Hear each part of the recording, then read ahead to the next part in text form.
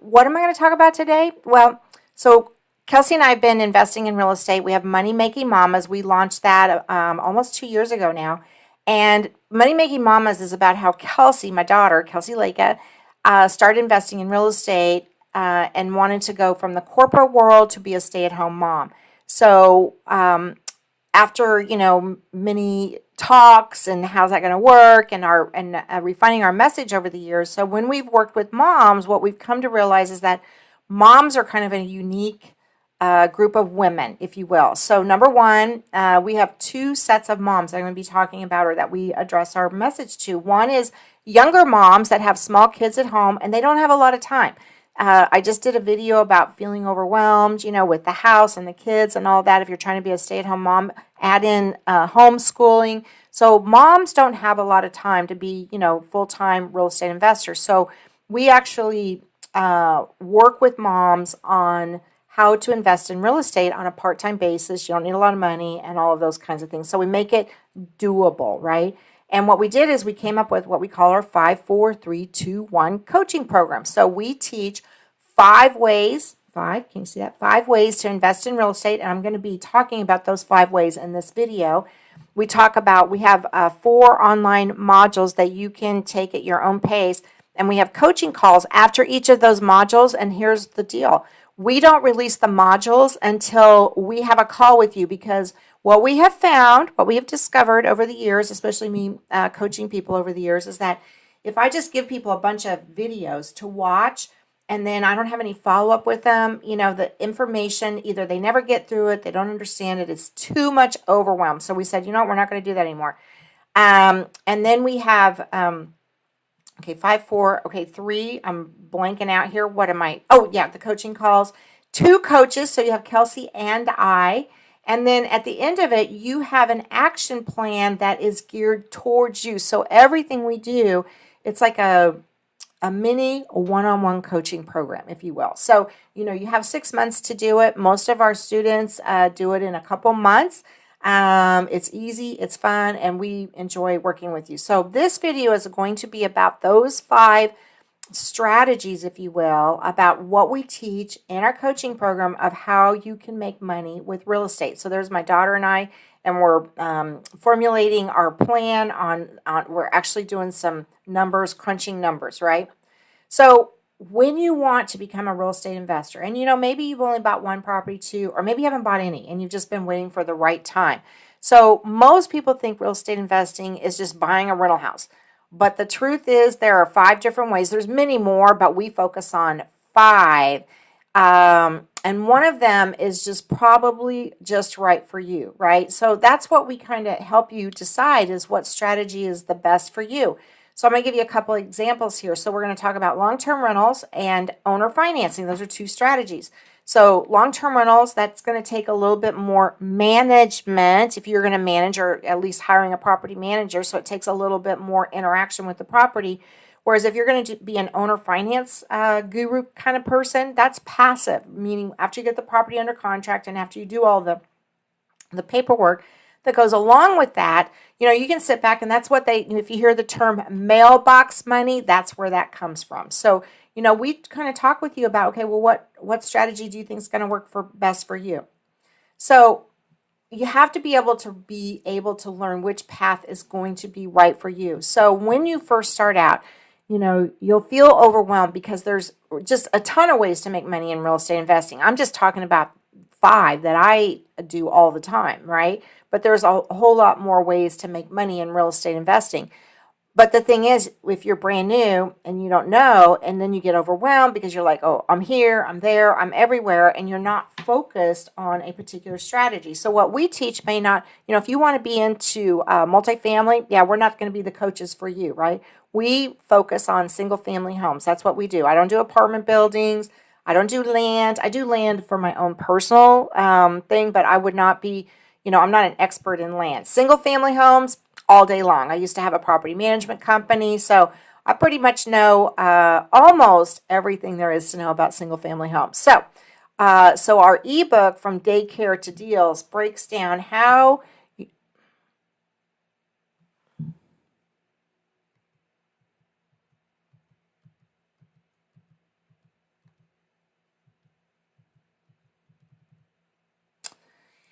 Okay, take a break.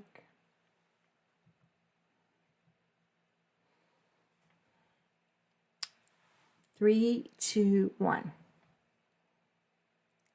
So most people think real estate is just rentals, but there's the 5 different paths that we're going to be talking about. And what is the best strategy for you is the one that you'll actually follow through on. So in this presentation, I'm going to help you discover those 5 types that Kelsey and I focus on. So what you're going to learn today is some of the 5 most common strategies, okay, the investing strategies. Explore the most popular real estate investing approaches that we use, and then finding your fit, match strategies to your personal goals and circumstances. So as I go through the pros and cons, you can be going, oh, okay, yeah, no, that works for me. No, that doesn't work for me.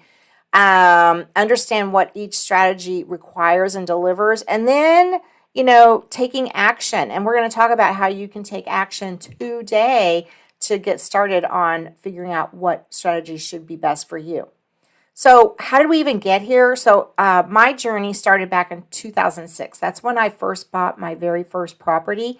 Kelsey's is a little bit, she was always behind the scenes, like at fix and flips and things. And she'll tell you, like, she was in the garage painting cabinets or sweeping out or cutting bushes or whatever it was. So she did not grow up thinking real estate investing was something that she wants to do or make. She didn't see the value in it at the time.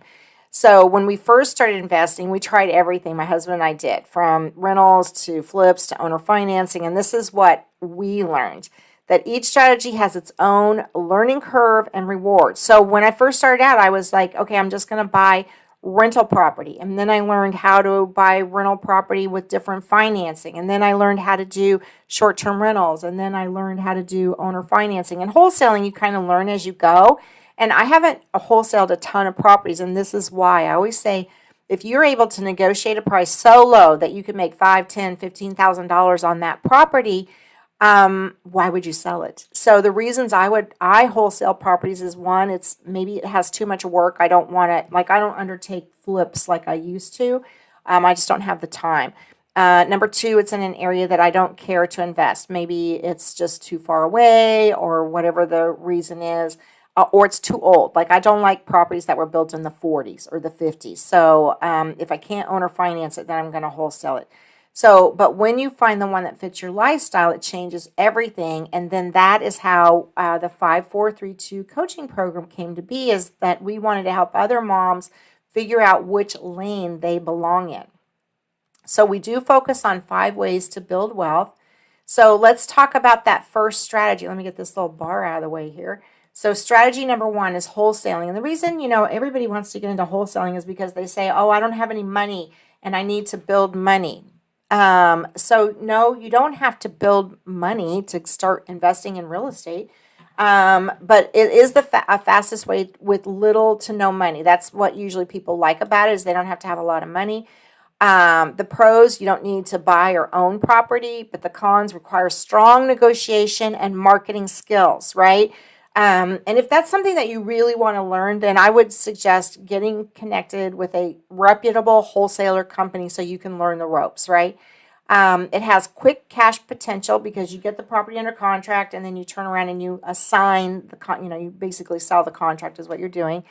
But the income can be inconsistent because you might, there's so many things that go into it. Like, you have to have an in buyers list, right? So let's say you get a property under contract. You don't want to buy it. You want to wholesale it. Well, who are you going to wholesale it to? Are you going to put it on Facebook? Well, then 10 other investors are going to try and wholesale your deal. So that's not really a good plan. So you have to work on having a buyer's list, right? Other investors that would buy it. It's a great way to learn deal analysis because, one reason that you might not sell the property is because you didn't do the right due diligence, the right numbers. So no one wants to buy the deal because you're trying to sell it at too high of a markup.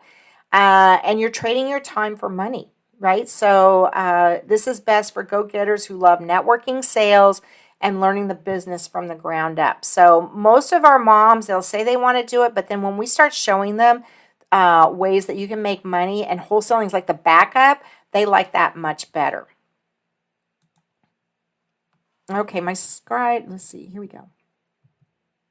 Okay, strategy number 2. So, oh wait, I'm on number 3, aren't I? So strategy 1.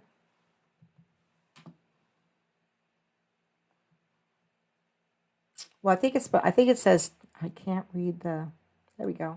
Oh, it does say strategy 2, buy and hold. All right. Bear with, right?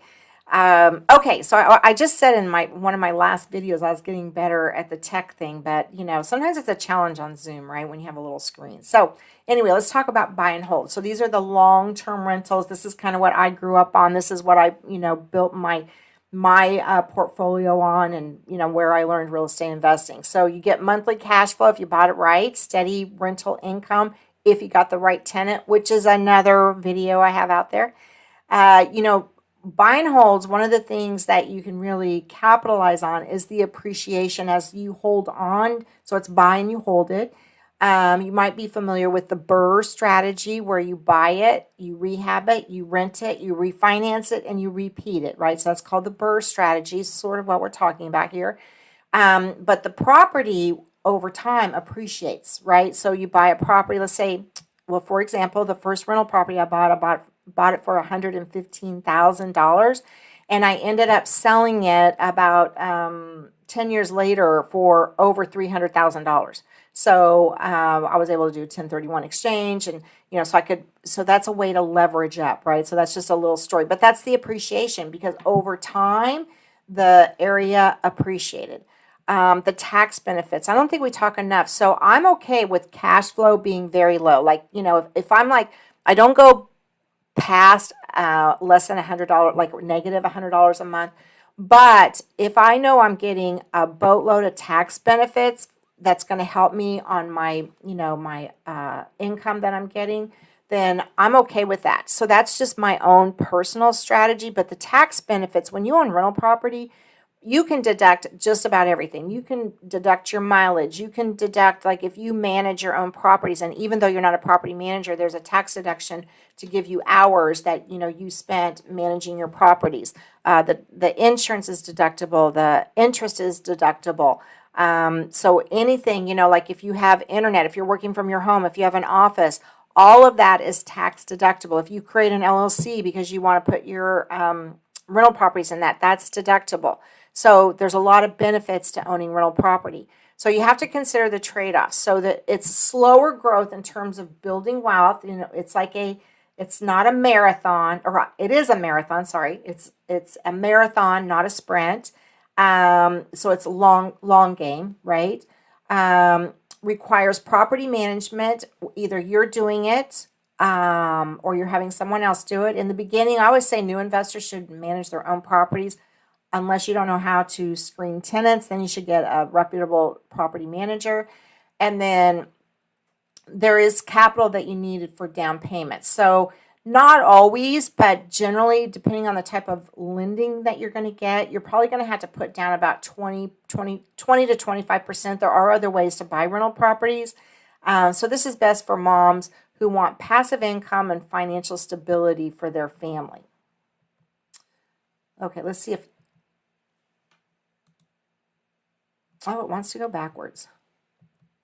Okay, let's talk about strategy number 3, short-term rentals. So this is high income and high involvement. So if you're not familiar, if you've stayed in an Airbnb or VRBO, Airbnb, that's just the platform name.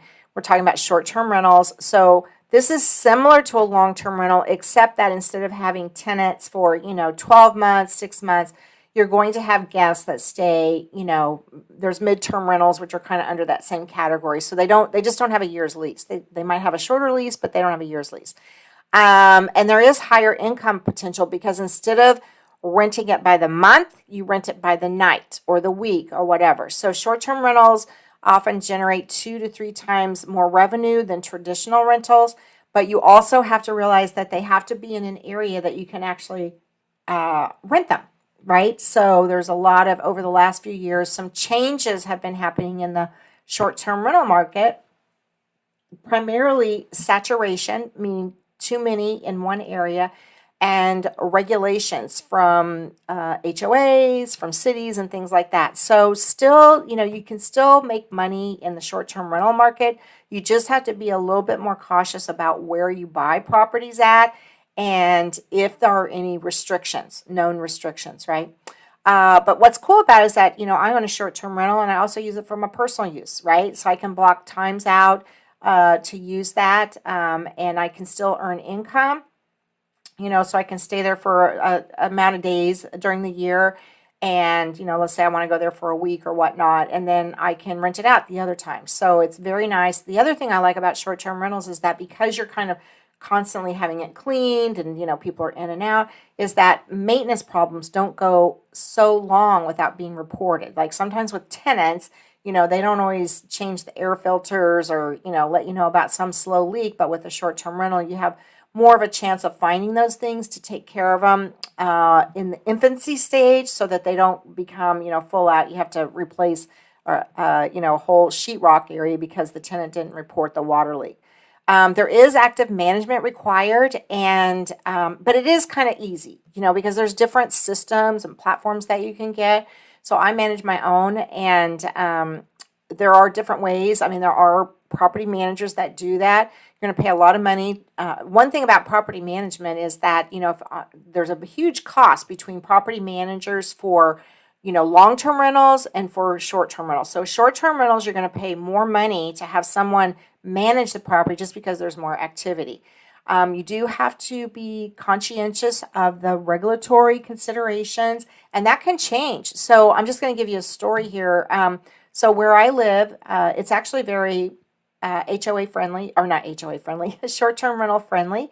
And you just have to register your property, which I'm all for, because I think one of the things that's happened in these cities that have gone to really either outlawing them or restrictions is because there were bad owners, that they allowed parties, that police were called. There was, a couple here in my area that, they were running brothels. So, if you have bad actors, that's going to give a bad name to everybody. So you have to kind of have creative investors with good organizational skills and time to manage them. So it's not for everybody, but it's a good way to make money and have a vacation home.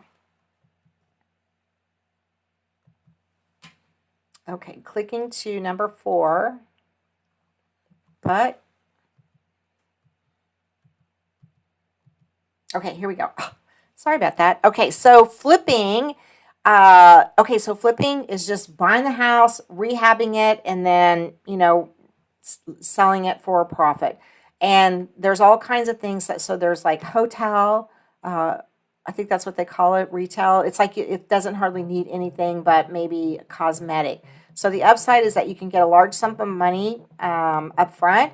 It improves a neighborhood, and there's a fast turnaround when done right. I've done flips, though, that have taken like 3-4 months. One of the challenges is the high upfront cost. So you've got all this money going out, like a down payment, or maybe you have a hard money loan or whatever you're paying, and there's no revenue coming in. So on, particular flip that you're doing, it could take 3 to 4 months. An investor friend of mine, they bought a property, they were going to flip it, and it took 4 months. And by that time, the market had cooled down, meaning they could not sell the house. And they ended up having to rent it.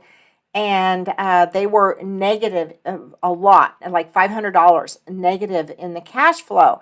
So, timing does matter.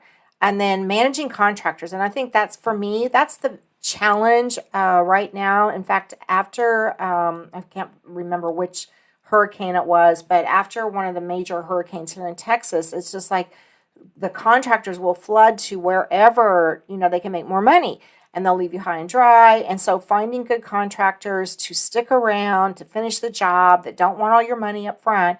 I mean, you have to manage that process, right? Because you can be taken for a ride. In Texas, they're not regulated. I don't know if anywhere they are. So it's, I've had contractors that have worked for me for years, and then something happens and they just, fly off the handle, and they don't show up for work. I've had contractors that just, they literally have taken the money and not ever shown up.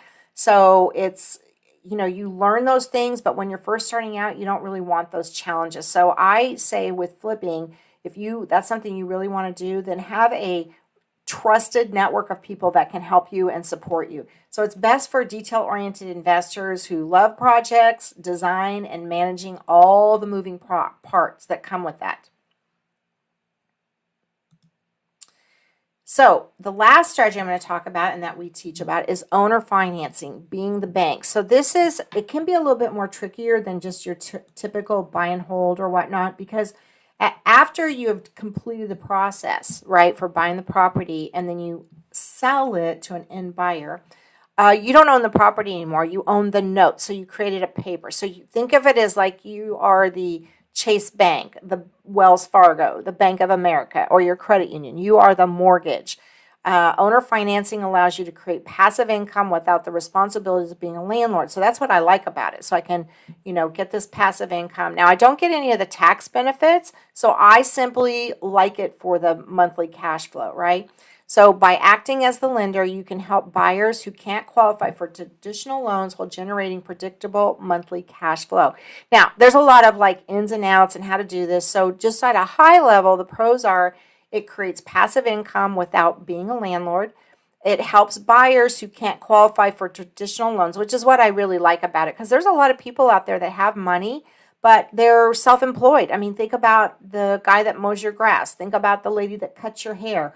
The person that owns their own business, right? A small business. They're 1099, and sometimes the banks they don't know how to, or they can't because of the regulations, they can't get a loan, right? They have good credit and all of that. They just don't have it on paper. And then it is predictable monthly cash flow. But the downside of owner financing is it can be complex, and not the contract itself. The contract is something that you would use no matter. The contract that we teach on is the same contract you use for wholesaling, short-term rental, long-term owner finance. It's the same contract. It's what you do with the contract paperwork. And the title company paperwork. So you have to work with someone who understands owner financing so that all the paperwork is correct. So purchasing a property, you use the same contract, but you do have to have, like how the deed's written out and how the insurance is. And so there's a little bit more involved to that. And then what happens if they don't pay, right? What's the risk to you as the buyer if the end buyer stops paying? How are you going to foreclose on it? And fortunately, that's if you set it up right in the beginning, you don't really have to worry too much about that, because you would get the property back. You have to go through a foreclosure process and all of that, but if you come into our program, that's what you learn, right? But it can tie up capital until paid off, unless you know how to use private money lenders. So the way I purchase properties for my owner financing strategies, I use my private money lender. So I'm not using my own money. I'm using other people's money, OPM money, to buy those properties, and then I turn around and sell them to an end buyer. So it sounds a little more complicated than it is. It's not really, but this is best for investors or moms that who want that stable cash flow without property management headaches. And so that's why I like it now, is just at the place I'm at in my life. So here's like a worksheet that has like a strategy comparison to find where you fit, right? So the strategy, we talked about wholesaling, buy and hold, short-term rentals, flipping, and then owner financing. And then it gives you an idea of like how much time, not in hours, but it's like, okay, well, this is going to take a lot of time if you're going to wholesale. Because wholesaling is you got to be constantly trying to find the next property to get under contract. You got to be working to try and sell the contract after you have it under contract. So there's a lot of activity that goes on. The risk medium, really what's risky here is your reputation. Because if you find out that you can't sell the properties, and then your investors won't, or you're not doing your numbers right, then your investor pool, your buyer pool is going to dry up. So, but you can get a quick profit, and it's for hustlers and beginners. Buy and hold, as far as time involved, is low, risk level low, profit timing long-term, family builders, right? That's where you want to be. Short-term rentals, time involved, medium, monthly, and, ideal for creative people, right? Because you're wanting to make sure that people come to your property and things like that. Flipping is high time involved, high risk, because if you don't know the market, and then it says profit timing short term, yes, if the market didn't change. So if you're flipping a house and it ends up taking longer, or what I've seen happen too, not to scare you on flipping, but you have to do your due diligence. And I always say in my training, I say, you know what, spend, $300-400 to get that house inspected, because nothing is worse than flipping a house and then you find out, oh my gosh, I have to replace the entire plumbing system, or I have to replace, one common thing here in Texas is foundation. So knowing what the 5 major things are that can really delay or cause your flip budget to go out the window.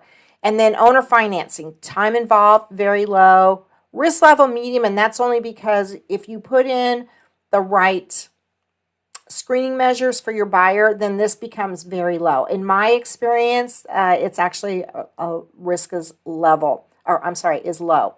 Profit timing, mid to long term. There's all kinds of different ways to make money through owner financing. Usually it's on the down payment that you're going to collect from your end buyer, and it's for passive income seekers. So the comparison just provides some more educational value to help you make informed decisions about your real estate investing journey. Like, where do you want to go? Where do you want to be, right? So what does all this mean? Well, as I move myself, so how to know what's right for you. So number one, what's your time commitment? I mean, how much time do you have to look for property? So if you have only 15, 20 minutes a day, a couple hours a week, wholesaling is not going to be for you, right? Your financial goals, like maybe you're somebody who wants to make, you want the appreciation, you need the tax benefits. Maybe you have a partner that has a W-2 job and you need all the tax deductions, because maybe you're a young family, newly married or, divorced or whatever, and you don't have any kids that are, where you can take the tax deduction. You've outgrown your tax deduction, so you need some tax deductions. So you want to look at, maybe buy and hold short-term rentals, that kind of thing. How involved do you want to be with the property? Like, do you want to manage the property? Some people are all in and want to be, and some people want to be hands off. So you want to know, like, what do you want? Steady income, long-term cash flow and stability? Do you need money fast? Do you like the creative process? So what we help moms do, moms, is kind of figure all this out, because it's a lot, right? I mean, hopefully, I was kind of clear in the video, and you could say, well, I think I want to do this, or I might want to do that, but, maybe you still have questions, and so you would need to go, well, I'm not really sure where I should go from here. And so that's kind of what our program talks about. So the millionaire mama perspective. So we've helped moms, with each of these strategies successfully, because there's no one size fits all, right? I mean, so time, money, where you're at in your own life. What worked for me, the long-term holds and, having a property management company doesn't work for me anymore. So that worked for me when I had more time and I was learning and I was really into it, but it doesn't work for me anymore. So real estate isn't about risk, it's about readiness. How ready are you? So every successful real estate investor started exactly where you are. We all started with no properties, right? None. I mean, that's all of us started there. We all started with those fears, like what ifs, should I buy it? What kind of real estate investing should I do? And the key is really choosing a strategy that fits you and your life, your goals, and your timeline. So that's one of the things when we talk to moms, it's like, okay, well, where do you want to start? So we frame it. We help you get focused. And remember, I was talking about the 5, 4, 3, 2, 1. So the 1 is your action plan. So we go through all of the steps and the modules to help you go, okay, and you have a clear action plan of not only where to find properties, but how to get the money, right? Even if you only have $500. And how to, apply all of that on a part-time basis. So are you ready to learn which path is right for you? So I'm going to be bringing up our ebook again, because we did just launch this as I'm writing, or as I'm filming this video. And we called it From Daycare to Deals, How Moms Turn $500 into Financial Freedom, because that's exactly what Kelsey did. So we talk about her story. We talk about the step-by-step guidance to fit your life, stories of transformation from women just like you, and real strategies explained simply, because we are all about, sometimes I have to kind of go, okay, I'm talking jargon, and I'm, if ever I do that, call me out, right, in the comment, like, too much jargon, I don't know what you're talking about, and I'll redo the video. But, making it simplistic so that it feels comfortable. Not that we think people are stupid, right? But so that it's easy to digest, it's easy to understand. Oh, okay. And it takes that fear away and kind of empowers you to be able to take those steps. So that's the book. And here I'm just going to leave you with this. First off, I want to thank you for watching me today. And sorry about all the, here's this slide, that slide, or whatnot. But every investor starts somewhere, just like you are. And the magic happens when you start. So you have to take the steps. So what we're saying for you is you can go to our website too. We have some free resources there at moneymakingmamas.com. That's making, M-A-K-I-N, mamas, M-A-M-A-S.com. You can also get your copy of our daycare to deal ebook. It's chock full of a lot of good stuff for you that I think you'll find very helpful in making your decisions. So again, thanks again for watching. Stay tuned for our next video. And hey, I'll have a link in the comments for our newsletter, Wisdom and Wealth, where we talk about not just real estate investing, but the latest AI tools that we've used in our business to help save time. Because as a busy mom, that's always good to know, or busy woman. So, all right, take care, everyone. Have a great day.